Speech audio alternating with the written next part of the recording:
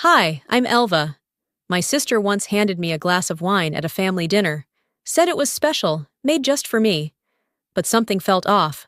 So I swapped glasses with her husband. What happened next exposed more than just a single betrayal. It uncovered a pattern of lies, control, and years of being erased from my own family. They tried to make me look unstable. They tried to take my father, my place, my name. But what happens when the quiet one decides not to stay quiet anymore? Would you stay silent if your own sister wanted you gone? I stood at the edge of the dining room, clutching a bottle of wine I knew wouldn't impress anyone here. The crystal light above the table shimmered like it had something to prove. Marla's house had that curated warmth you see in magazines. Plenty of autumn tones, but not a single real feeling in the air. It was Thanksgiving week, and I had been invited more as a formality than as family. "Look who finally made it," Marla chirped, walking toward me in her pressed linen dress and glass-perfect smile. She kissed the air near my cheek, not even pretending anymore. "Everyone, this is my little sister, Elva. She's experimenting with writing now. You know how creatives are." I didn't smile. I nodded. The words experimenting and little were deliberate. She didn't even realize how often she played that same record. Or maybe she did, and that was the point. Either way, I'd learned long ago that some insults are meant to sound like compliments, and some people wrap their cruelty in a tone sweet enough to rot your teeth. I placed the wine bottle on the table next to two others already opened. No one would touch mine. I wasn't offended. I hadn't brought it for them. Dale, her husband, nodded at me from across the room. He looked tired, like his suit was one size too heavy for him. He was always polite, but never really present. I couldn't decide if he was quietly rebelling or quietly disappearing. I scanned the room. Her colleagues from the foundation were there, as were some family friends I hadn't seen in years.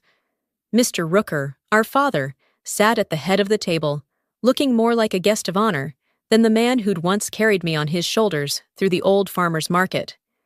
Dinner began promptly, of course. Everything in Marla's world did. During the appetizers, she shared a story about how she once managed a fundraising crisis during a snowstorm. Everyone laughed at the right time. I chewed slowly, smiled when expected. My father praised her initiative. He barely asked how my writing was going. Marla stood and tapped her fork gently against her glass. "Before we get into dessert," she said, "I have something special." She disappeared into the kitchen and returned with two wine glasses on a separate tray. "This one's just for you," she said, handing one directly to me. "Special mix. You'll love it." Her voice was almost too warm. Her eyes, though, darted, just slightly, to see if anyone was watching. I stared into the glass. A faint shimmer floated at the top. It wasn't bubbles. It wasn't sediment. It was something off. I didn't hesitate. She turned her back for a moment to set the second glass down in front of Dale. That's when I swapped them, smooth, without flair. Years of being ignored teaches you how to move without being seen. Dale reached for the glass that was meant for me. I kept mine untouched.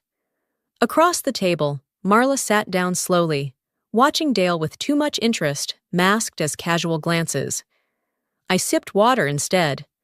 During the next half hour, the tension thinned out, or maybe I just got used to the weight of it. My father told a story about the first time he met my mother. Everyone laughed, including Marla. I noticed she always laughed a beat too early, like she wanted to own the moment before anyone else could. Dale picked at his food, rubbing his temple now and then. His face had lost color. I could feel something shifting, but said nothing. "You all right?" Marla asked him. That same voice, half care, half performance. I just need some air," he said, his voice strained. But he didn't stand. He started coughing, first lightly, then as if something was stuck. Marla leaned toward him. "Dale?" He doubled over. Sweat formed above his brow. A low groan escaped his lips. Then he jerked back in his chair and reached for the edge of the table. Someone stood up. "Should we call?" "Dale!" Marla said louder this time, touching his arm with urgency, but not once looking at me. Not once. The dining room exploded in voices and motion. I sat still, hands folded. I watched. I listened. And for the first time that night, I didn't feel like the outsider.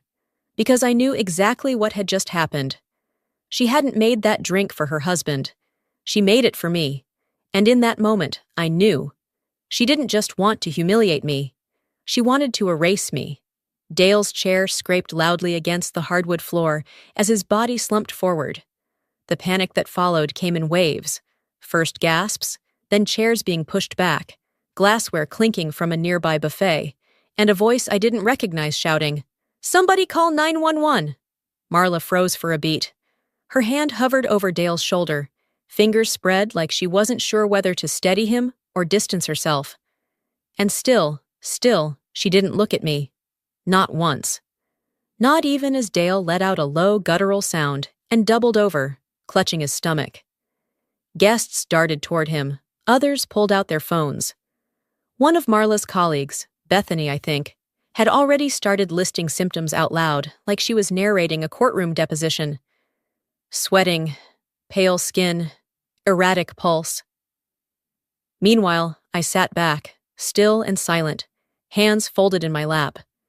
I didn't offer help. I didn't panic. I watched. I waited. And I memorized the moment her face began to crack. It wasn't concern. Not for Dale. It was calculation.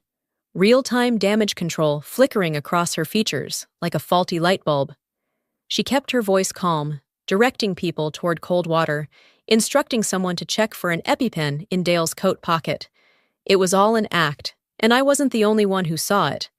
"He's had shrimp dozens of times," a man across the table said, shaking his head.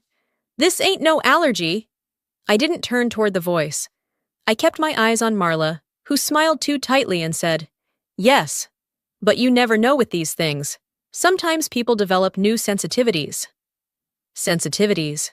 That's what she called it.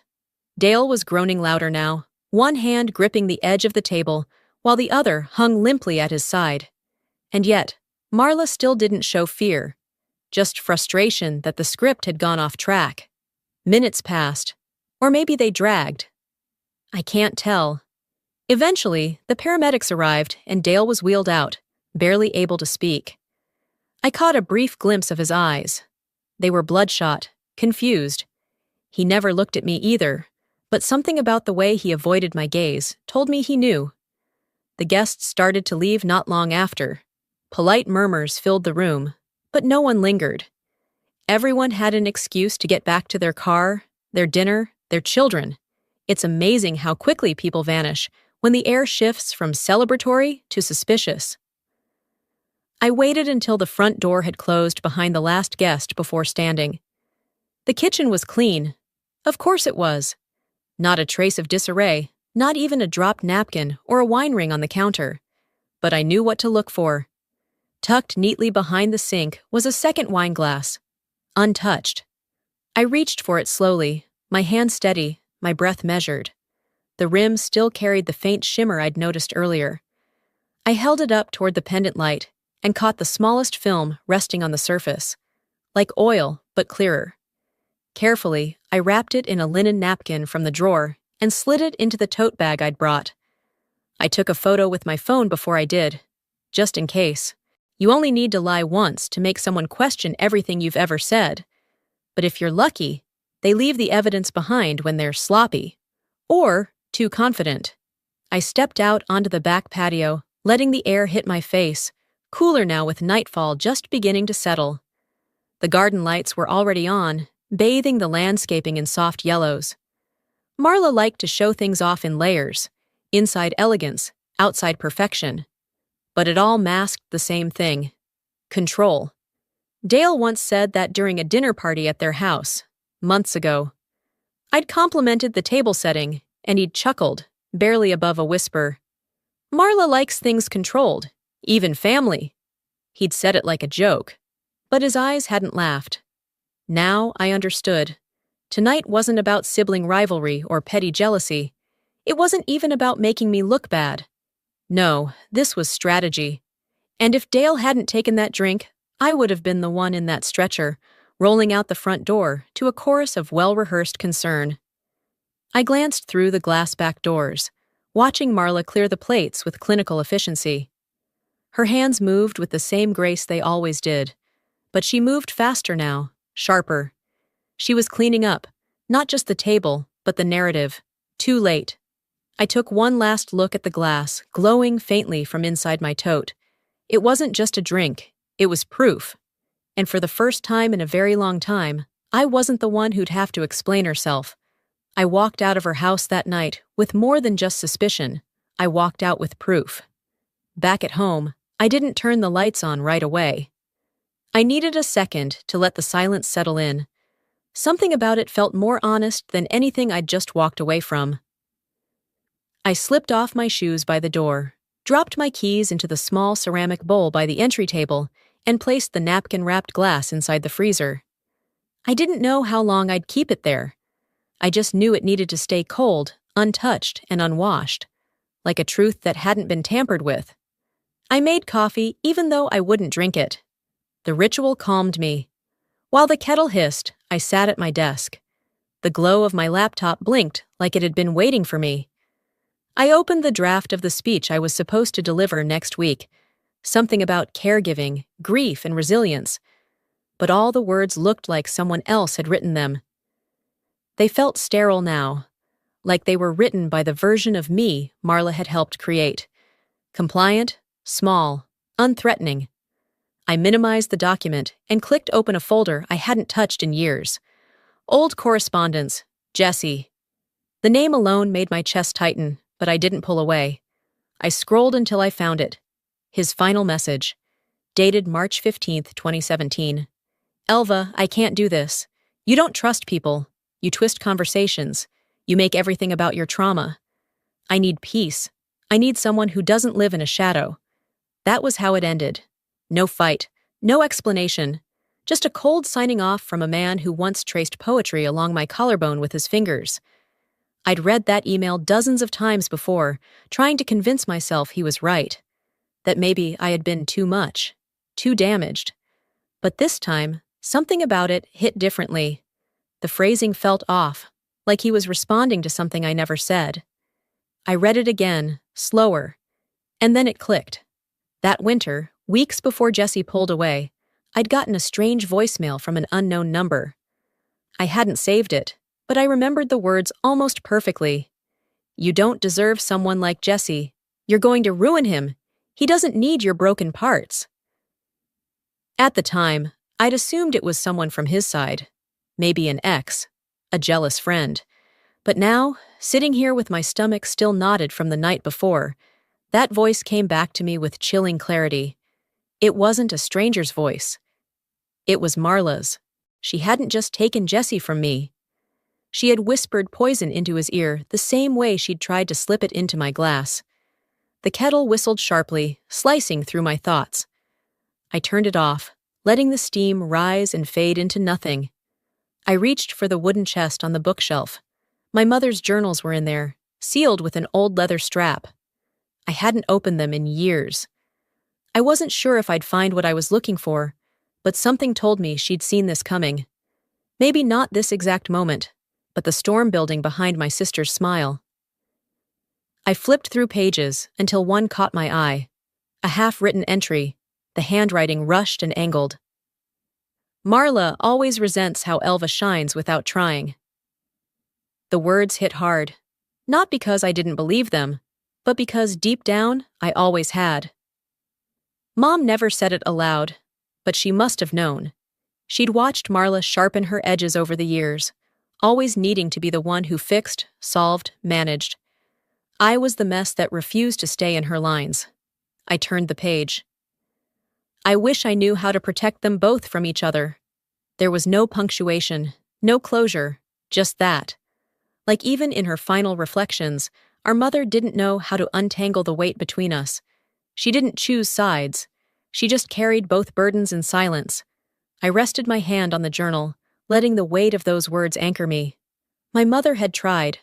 Quietly, gently, but she hadn't been able to stop it. That's when I realized Jesse was never the one that got away. He was just another page Marla had edited. I closed the journal and leaned back in my chair. My apartment was still, the kind of stillness that only comes after you stop looking for answers and start gathering evidence. She hadn't just sabotaged my life, she rewrote it, line by line, like it was hers to edit. By the time I left my apartment 2 days later, the air outside had that crisp clarity that only comes after a cold front. I hadn't planned on meeting Marla, but she'd texted me that morning. Want to grab coffee? Just us. No tension, no punctuation, no emojis. She always kept her digital tone as composed as her real one. I arrived 10 minutes early at the cafe she picked. Neutral ground. Not one of her usual haunts, but not a hole in the wall either. Asheville had no shortage of quaint places where people smiled at you without meaning it. I chose a seat near the corner, not too exposed, but close enough to overhear the entrance if I had to. While I waited, I stirred my tea, more out of habit than taste. That's when I heard it. Her voice drifting from behind me, soft and familiar, but with that edge she only used when she thought no one was watching. She's always been fragile, Marla said. You know, dramatic. She just needs supervision, not attention. I didn't turn around. I didn't even blink. Her voice was aimed at someone sitting across from her. Probably another one of her foundation friends or a mutual acquaintance she trusted. But I knew the tone. It was the one she used when she wanted people to believe they were helping her manage a crisis. Me, of course, without realizing they were just being recruited. I pulled out my phone, one tap, and it started recording audio. She's unpredictable, Marla continued, laughing a little like it pained her to say it. Honestly, I've been looking into guardianship options, just in case, for Dad and maybe later. The woman she was speaking to murmured something, but I didn't catch it. My ears were ringing. When Marla finally walked in and spotted me minutes later, she was all smiles and calm eyes, as if she hadn't just labeled me a liability behind my back. You beat me here, she said, setting her bag down. That's rare. I nodded.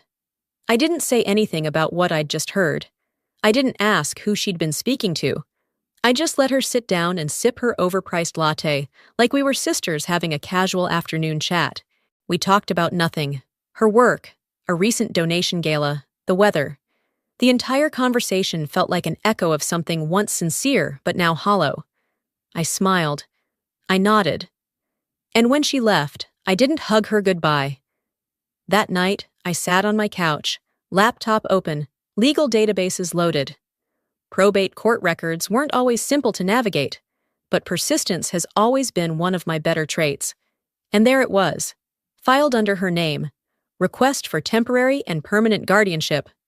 Rooker, Robert A. I clicked. The language was worse than I'd expected. She'd painted a portrait of me as emotionally unstable, irrational, incapable of participating in decisions concerning our father's health or estate. Phrases like history of mental fragility and prone to erratic behavior jumped off the screen. There were no medical notes, no letters of support, just her signature and her narrative. I printed the document and highlighted every line that weaponized my silence, every carefully constructed sentence that made me out to be someone who needed to be kept out of the way. The next morning, I drove to the assisted living center where our father had moved into months ago. It wasn't a nursing home. It was upscale, private chef, manicured grounds, staff who called him Mr. Rooker, like he was still a man who gave orders, and not just one who was looked after. The receptionist recognized me. You're Elva, right? I nodded. I'd like to see my father. There was a pause. She clicked a few things on her screen and looked slightly uncomfortable. Actually, Ms. Whalen submitted a restriction request last week. Something about minimizing emotional strain for him? I kept my face neutral. Could I get a copy of the visitor log from the last 2 weeks? She hesitated. I don't know if I can... I smiled. Don't worry, I'll have my lawyer ask. 10 minutes later, I had a photo of the screen on my phone. Marla had visited 4 times, each entry logged precisely. Mine? Only once, 2 weeks ago, before the restriction. That wasn't coincidence. That was premeditation. I drove home without turning on the radio. I needed to think in silence. At my apartment, I laid everything out on the table. The audio file, the guardianship petition, the visitor log. I listened to Marla's voice again. How casually she rewrote me into someone fragile, someone inconvenient. She didn't just want to control Dad. She wanted to erase my voice, one legal form at a time. That night, I didn't cry. I didn't rage. I made a list. Names, contacts, next steps. And I sent a message to someone who owed me a favor. Someone who knew a judge. If Marla wanted guardianship, I'd let her plead for it in front of a courtroom full of people who wouldn't fall for her curated concern. She wants guardianship? She can have a courtroom instead. The next 3 days passed in that strange blur where your body functions, but your mind never quite lands. I checked things off my list, followed up with the court contact, sent over documentation, set reminders to call Dad's lawyer. And still, I couldn't shake the feeling that something else was coming. When Marla made a move, she never just made one. On the third morning, I was rinsing a mug when my phone rang. Unknown number. I let it go to voicemail. A few seconds later, it rang again. Same number. Against better judgment, I answered. Elva Rooker? A man's voice asked. I'm Dr. Michaels, your father's general practitioner. I shifted the phone to my other ear, suddenly alert. Yes, this is she. I wanted to touch base regarding an email we received. Anonymous, but fairly detailed. It claimed you've been showing erratic behavior and may pose a risk to your father's safety. I didn't speak for a full beat. It referenced personal history, mood instability, impulsive tendencies, even implied there were prior incidents. Do you have a copy? I asked, keeping my voice even. I can forward it, but you should know it was vague enough to avoid direct slander. Still, given its tone and context, I felt obligated to reach out. Thank you, I said. Please send it. And if anything else like this comes through, I want to know. He hesitated. Is there something I should be aware of? I think you're already starting to see it. An hour later, the email hit my inbox. It came from a generic Gmail, no signature, no details I hadn't already guessed. But the phrasing, it was unmistakably hers. Elva's emotional volatility has always been a concern in our family. As her sister, I've tried to support her, but now with Dad's health declining, I worry she might act out of misplaced stress or resentment. Out of all the tools in Marla's arsenal, this one cut the deepest. She wasn't just trying to keep me away, she was reshaping the way others saw me. Quietly, methodically. I stared at the screen, jaw set, until the letters blurred. I didn't cry. I didn't throw anything, but I saved the file, labeled it, Weapon 1. That night, I sat in bed scrolling through the family group chat. It had been unusually quiet lately, and something about that felt off. I refreshed the thread and saw it. A new one. Rooker family, updates. Photos filled the screen. Dale, resting in a hospital bed, giving a weak thumbs up. A selfie with Marla at his side. A caption. He's recovering well. Thanks for the prayers. Every cousin, aunt, and church family friend was tagged. All smiles and emojis. Except I wasn't there. I scrolled to the top. My name wasn't even on the list. She didn't block me. She just left me out. And no one said a word. Not one person noticed I was missing. The next morning, I walked into Marla's office without an appointment. The receptionist looked startled, but I didn't stop. Her glass office door was half open, and she glanced up just as I stepped in. Elva, what? I dropped a folder on her desk. She looked down at it, expression unreadable. What is this? An email you wrote, and a group thread you built to bury me. Elva, you didn't want to kill me with poison. You wanted to erase me with reputation. Marla sat back in her chair, folding her arms. You've always been dramatic. I'm just protecting what's left of this family. Her voice was steady, calculated, like she was talking to a donor, not a sister. "You're not protecting anyone," I said, leaning in. "You're rewriting the story so no one remembers I was ever part of it." She didn't respond. "You think being quiet makes you safe. It doesn't. It just makes you mistaken for a savior." Marla's jaw flexed, but she kept that professional calm painted across her face. I didn't give her the satisfaction of slamming the door when I left. I walked out the same way I'd walked in, deliberate, quiet, and with a plan. Back at my apartment, I opened the folder on my laptop labeled Strategy. I added 2 new files. Weapon 2, Email Smear. Weapon 3, Social Erasure. I wasn't interested in proving her wrong anymore. I was going to show everyone who she really was. She could keep pretending I was unstable, irrelevant, invisible. But I had the receipts. This time, the story won't be written by her lies. It'll be printed in court filings. The next morning, the sky was overcast. Thick, unmoving clouds hung low, like they'd been told to stay put. I sat at the kitchen table with my second cup of coffee, the kind of bitter I usually avoided. But I needed the edge. My laptop was already open. I stared at the folder labeled Strategy, took a breath, and opened another file. The one Dale had quietly shared with me 3 weeks ago. He hadn't said much when he sent it. Just a short message. "If something ever happens, you'll need this." I clicked the link. The screen loaded with a low-resolution video, security footage from Marla's kitchen, the same night she'd hosted that lovely little dinner in her curated colonial home. The clip didn't need sound to tell its story.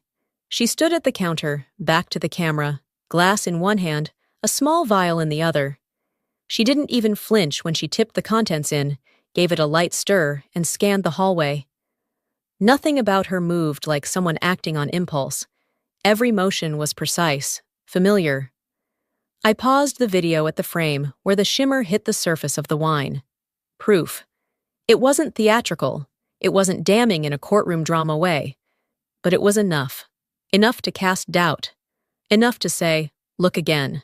I uploaded the file to a private drive, locked it behind a password, and copied it to 2 separate flash drives. One went into the bottom of my purse. The other I slid into the lining of an envelope I'd already addressed to someone in legal counsel I trusted. No monologue, no dramatic labeling, just insurance. By midday, I'd showered, dressed in soft black layers that made me feel less observed, and drove to Dad's house. I hadn't been there in a few weeks, not since Marla had begun cutting off my visits. But this trip wasn't to see him. Not yet. I let myself in using the old code he never bothered to change. The house smelled like lemon wood polish and something else. Marla's favorite fig-scented candles. She never cared if he liked them. His study was mostly untouched. I walked past the pictures of us from childhood. The one of Marla and me at a school play, cropped to hide the part where I'd slipped and fallen just before the curtain rose. On the bookshelf, tucked between 2 atlases, sat the antique edition of Hemingway's short stories I'd given Dad for his birthday last year. Leather-bound, gold lettering, personal. I pulled it gently from the shelf, opened the front cover, and read the inscription. "To Dad, from your loving daughter, Marla." I didn't need to feel the sting in my gut. I'd expected it. What I hadn't expected was the subtle crease in the spine that matched how I wrapped it. The smudge near the edge of the page that looked exactly like the ink I'd used. I pulled out my phone, laid the book flat on the desk, and took a close-up photo of the inscription. Then I scrolled back to my receipt, which I'd kept like a small rebellion, and snapped that too. Evidence. Quiet. Clean. I didn't say goodbye to Dad. He was still out with the home nurse for his walk, and part of me didn't want to interrupt that rare pocket of peace. I just left the book where it was, knowing now what it meant. Marla hadn't just tried to steal the narrative. She'd begun erasing the footnotes. Late that afternoon, I pulled into the parking lot of the financial firm where our family's advisor, Mr. Harwick, still worked part-time despite his age. I'd asked for a meeting, told him it was about updating Dad's documents. Marla arrived 5 minutes after me, immaculate as always, expression unreadable. Dad was already inside, waiting patiently, legs crossed, cane beside him. He didn't say much these days, but his presence still held weight. Mr. Harwick welcomed us, offered bottled water, then gestured to the long table in the conference room. "Thank you both for coming. I understand you wanted to discuss the estate distribution?" "Correct," I said. I reached into my tote, pulled out 2 folders, and placed them in front of him. "Let's start with this." I opened the first folder. Inside, photographs. One of the book, one of the forged inscription, one of the receipt. And this. I opened the second. A still frame of Marla's hand holding the vial over my glass. No one spoke. Marla leaned forward, studied the images. Her face didn't move, but her fingers curled slightly over the table's edge. I didn't explain, not right away. "Finally," I said, "if anyone here thinks this is about money, they've never been the child who watched their name vanish from their own story." Dad looked at me. For the first time in a while, his eyes didn't seem distant. They held recognition. And something else, regret. Mr. Harwick cleared his throat. "Given this, I believe we should revisit the distribution terms of the estate." Marla's jaw tightened. She gave a short, practiced smile. "You want a war?" I shook my head. "No, just the truth. And I'm not the one who's afraid of it." I didn't stay for the rest of the meeting. I'd said what needed to be said. My part was done, for now. For the first time, I wasn't defending myself. I was making her explain. 2 days after the confrontation in Harwick's office, I found myself sitting in the county records building, tapping my pen against a clipboard I hadn't needed in years. There's something oddly sterile about those kinds of places. White walls, faded posters, about property taxes, air that smells like paper that's been sitting too long. But I wasn't there for nostalgia. A line from Mom's journal had been bothering me, looping back over itself in my head like a scratch on a vinyl record. She only feels safe when she's in control. She'd been writing about Marla, of course, though she never named her outright. That's the thing about our mother. She never pointed fingers. She documented. Quietly, thoughtfully, like someone preparing a trail of breadcrumbs. I followed them. A clerk named Rachel, probably in her late 20s, helped me dig through archived files. She had green nails and a wedding ring that looked too tight. "You're looking for anything filed before the current guardianship, correct?" she asked, sliding manila folders across the counter with a kind of practiced efficiency. "Yes," I said. "Anything under Robert A. Rooker. And if there's anything handwritten or notarized, especially supplemental clauses, I'd like to see those." She raised an eyebrow but said nothing. After 20 minutes, she returned holding a thin packet, dust at the edges. "Found something you might want to take a look at. Not digitized yet, too old. Dated 8 years ago." I opened it carefully. Tucked near the back was a folded addendum. Handwritten, signed, and unmistakably in my mother's handwriting. Addendum C, upon incapacity clause. Should any heir assume undue control over another, the estate is to be redistributed, favoring the disenfranchised. I didn't realize I'd stopped breathing until my chest reminded me to start again. I scanned the page twice more, then asked for certified copies, and thanked Rachel with a handshake firmer than I expected from myself. It was mid-afternoon by the time I pulled into the driveway of a modest ranch home on the east side of town. The shutters were peeling, but the lawn was neatly trimmed. I knocked once and waited. The door opened to reveal Mr. Lawton, retired attorney, former partner in Dad's old firm, and one of the few people my mother had trusted with anything. "Elva," he said, surprised. "Well, haven't seen you since.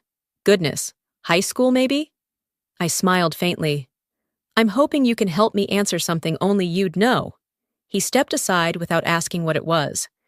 Inside, I laid the addendum on his coffee table. His face shifted from nostalgia to something more serious as he read. "She asked me to notarize that personally," he said, voice low. "She didn't want anyone else in the office handling it. Did she say why?" He nodded slowly.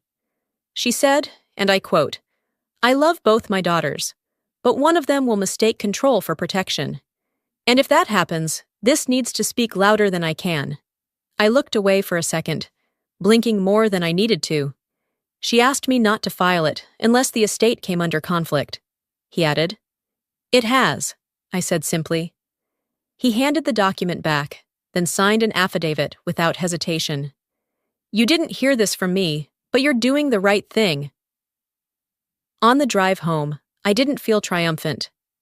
I felt solid, like I was carrying a weight that belonged to more than just me now. Back at the apartment, I laid out everything on my living room table. Footage of Marla with the glass. Photos of the Hemingway book with the wrong inscription. A copy of the anonymous email to Dad's doctor. Screenshots of the group text I'd been silently cut from. And now, the notarized clause from Mom's hand. I labeled the folder Contingency and sent a secure copy to my attorney. Then, I picked up the phone and made the call I'd been putting off. Hi, this is Elva Rooker. I'm requesting an emergency hearing to petition for independent supervision of my father's estate. No emotion in my voice, just facts. It was the kind of calm that doesn't come from peace, but from certainty. By early evening, my phone buzzed. A text from Dale. Dale. She hasn't said a word to anyone since your meeting. That usually means something's brewing. Just, don't be alone at the board dinner next week. I stared at the message for a while, then typed back, I won't be. This time, I'm walking in with every truth she's tried to bury. I turned off my phone, stood in front of the window, and watched as the last of the day slipped behind the mountains. She buried the clause. I'm about to unearth the consequences. The night of the banquet arrived with an almost eerie calm. The sky had cleared by late afternoon, but the crispness in the air hinted at change.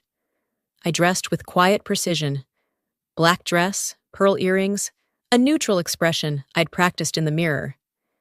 The USB drive was tucked neatly in a side pocket of my purse, alongside a spare if things went sideways. Not that I planned for chaos, but I knew better than to expect anything else when Marla was involved.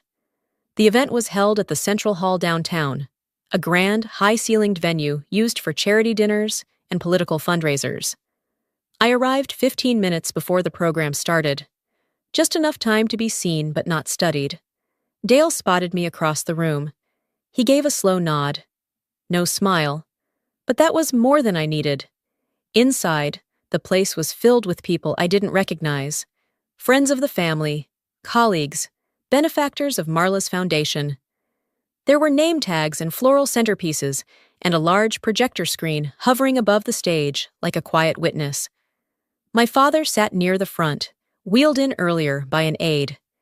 He looked alert tonight, more present than I'd seen him in weeks. I walked over and touched his shoulder gently. He looked up, and when he saw me, something in his eyes softened. No words, just a small nod. That was enough. Marla took the stage not long after. She wore a champagne-colored dress, hair perfectly styled, her voice warm and deliberate as she welcomed everyone. Tonight is not about me, she began, which usually meant it would be. It's about a man who taught us the value of resilience, of doing the right thing, even when no one's watching. There were slides, of course, a perfectly curated trip through our childhood. Marla's piano recitals, family vacations, holidays, award nights. My face flickered in exactly 2 photos, once as a toddler and once standing blurry in the background of a beach shot, holding a towel. Not one mention of my name, not once. Applause came easily when she finished, the kind of clapping you do out of habit. And just as the MC moved to take back the mic, I stood. I was asked to say a few words, I said calmly. I hope that's still all right. The room quieted like someone had dropped the volume dial. A few turned to look at Marla. She froze. I didn't wait for her to answer. I stepped forward, removed the USB from my purse, and handed it to the technician off stage. Can you play this, please? The lights dimmed. The screen went black. Then it began. Marla at the kitchen counter, her hands moving with practiced ease. The vial, the wine glass, stirring, glancing over her shoulder. Next slide. An up-close photo of the Hemingway book, the inscription bearing her name, followed by the receipt I'd found, time-stamped with my signature.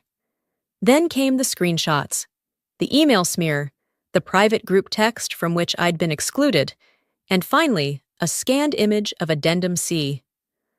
Our mother's handwriting, her signature, the clause she'd written years ago. Should any heir assume undue control over another, the estate is to be redistributed, favoring the disenfranchised. No narration, no music, just silence. And the truth. Marla stood up halfway through, walked toward the projector like she meant to stop it. But Dale, standing near the side of the room, gently stepped in her way. She didn't fight him. When it ended, there was no applause. Only stillness. The kind that doesn't ask for confirmation. Just acknowledgement. I turned toward my father. His eyes were glassy, hands trembling slightly in his lap. "I didn't know," he whispered. "You don't need to fix it," I said, voice low, meant for him alone. "You just need to see it." He nodded. And that was it. The evening unraveled quietly after that. No shouting, no grand gestures, just murmurs, people avoiding eye contact, slow exits under the weight of discomfort. Marla disappeared without saying goodbye. I watched her slip out a side door, heels clicking a little too fast. I stayed long enough to see the flowers on the table start to wilt. Near the buffet, my phone buzzed. National Conference Board. "We've moved your keynote to the primetime slot. Full broadcast confirmed." I stared at the message, letting it sink in. All that time, she'd tried to crop me out of the picture. But now I was the headline.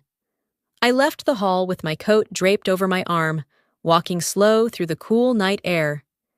People glanced at me, some with sympathy, others with curiosity. But I kept my head level. Tomorrow, I speak to the world. But tonight, I spoke to the truth.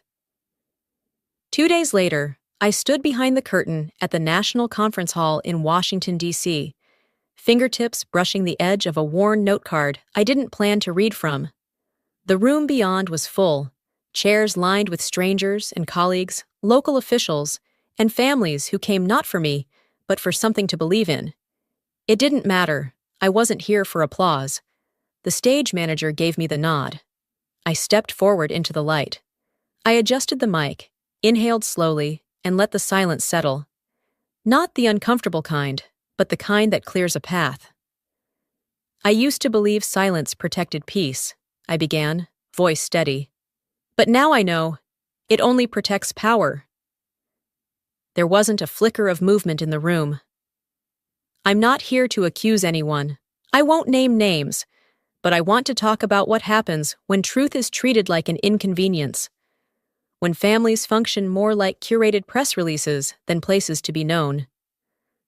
I told them about my father, his quiet strength, the way he used to hum old hymns when he forgot the words to conversations, about how caregiving was more than medical schedules. It was about memory, dignity, forgiveness.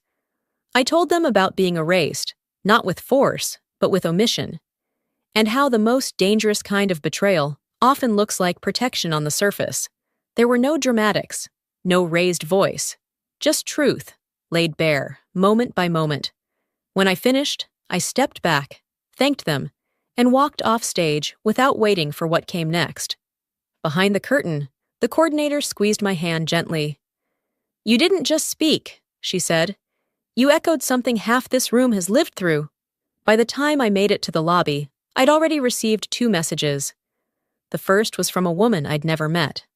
Elderly, elegant handwriting in a note that read, "You said what many of us lived, but never had the words for. Thank you for finding them." The second was from Dale. "Dale, she won't admit it, but she heard you. And she's shaken." I didn't reply. There wasn't anything left to say. The next morning, I boarded a flight back to Asheville. I didn't check my email until I'd landed. Among the newsletters and work requests was a message from the estate court. I opened it on the tarmac, standing by the window. Subject: Final notice. Estate ruling body. Guardianship temporarily revoked. Independent fiduciary assigned. Ms. Weiland removed from legal authority over all estate matters. No headlines, no cameras. Just a quiet reversal. The kind of justice that doesn't need to be loud to be real. When I got home that evening, the apartment was still. I watered the plants, made tea, folded the throw blanket on the couch I never quite sit on properly. Life, it seemed, had found its edges again. Later, I heard a knock. I opened the door to find my father standing there with his cane and the aide a few steps behind. "I asked to stop here first," he said, "if it's all right." I stepped aside and let him in. He didn't stay long, just enough to look around the room, nod to himself, and hand me a worn envelope. Inside was an old photograph, me and Marla as kids, sitting on the porch, ice cream melting in our laps. But this wasn't the edited version she'd used for the slideshow. My face wasn't faded. I wasn't cropped. I was there, fully, freely. "I found the original," he said, "not the one she used." I sat down next to him, the photo in my lap. "I should have asked more questions," he said softly. "You shouldn't have had to," I answered. "But thank you." We sat there a moment longer. No need to say more. After he left, I placed the photo on the mantel. This story was never about poison. It was about being erased, about what it costs to stay silent when someone else is writing your ending. But not anymore, because this time I didn't ask to be seen. I became visible on my own terms. I didn't win. I just stopped losing to a version of me that never existed. Before we close this story, I want to share something personal, something I've only truly understood after living through every silent battle, every moment I was made to feel small, and every quiet victory that followed. If you've ever been made invisible in your own family, if someone close to you has tried to control your story, your reputation, or your place in the room, you're not alone. For a long time, I believed staying quiet meant keeping the peace. But the truth is, silence doesn't create peace. It creates space for others to rewrite your life, one omission at a time. And healing? It doesn't always come with applause. Sometimes, healing looks like choosing to speak, even if your voice shakes. Sometimes, it's choosing to no longer need their permission to exist fully. You don't have to shout to be powerful. You don't have to fight to be heard. You just have to stop letting someone else narrate your worth. So now, I ask you, have you ever been pushed to the edges of your own life by someone you love? Have you ever had to reclaim your name from someone who tried to redefine it? If this story resonated with you, even just a little, leave a comment below. Let me know where you're watching from. Type 1 if it touched your heart, or share your own experience. If it didn't connect with you, tell me why. I'd love to hear what you see from your side. We're here to listen, to share, and to grow. And if you want more stories like this, real, raw, and human, subscribe to this channel so you don't miss what's coming next. Your voice matters. And no one gets to take that from you. Thank you for being here. Let's keep going, together.